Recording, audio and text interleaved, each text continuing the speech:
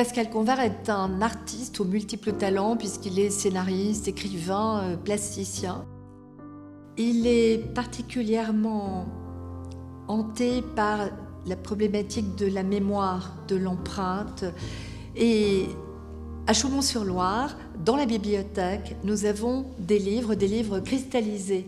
Il a cette technique particulière, il travaille avec un maître verrier. Il verse du verre brûlant sur des livres anciens.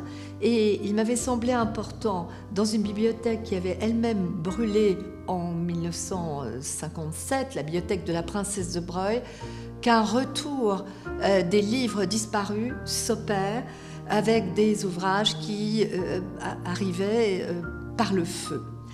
C'est une sorte d'alchimie particulière. Mais Pascal Convert utilise cette technique de la cristallisation également pour des souches. Et à Chaumont-sur-Loire, nous avons deux séries de souches. Des souches cristallisées qui sont dans la bibliothèque et dans la salle à manger, obtenues par la même technique. Ces souches ont une histoire, puisqu'elles proviennent des champs de la guerre de 14. Ce sont des lieux de souffrance. Ces souches avaient été arrachées lorsque les tranchées avaient été réalisées et posées sur la terre. Et ce sont ces souches qui sont empreintes de mémoire, de douleur, qui intéressent Pascal Convert, parce que c'est une manière d'honorer, de célébrer cette souffrance incroyable qui a été celle des champs de bataille.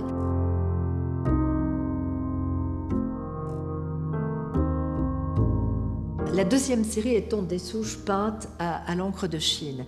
Donc il y a les deux souches cristallisées qui sont dans le château et puis les souches noires qui sont dans le parc historique, qui contrastent avec le champ vert et qui sont comme dans un cimetière. L'encre de Chine étant une pratique utilisée en Asie avant l'ensevelissement. Pascal Convert ne travaille que sur des sujets mettant en valeur la douleur des hommes, la destruction, et il sacralise cette douleur par l'intermédiaire de ses œuvres.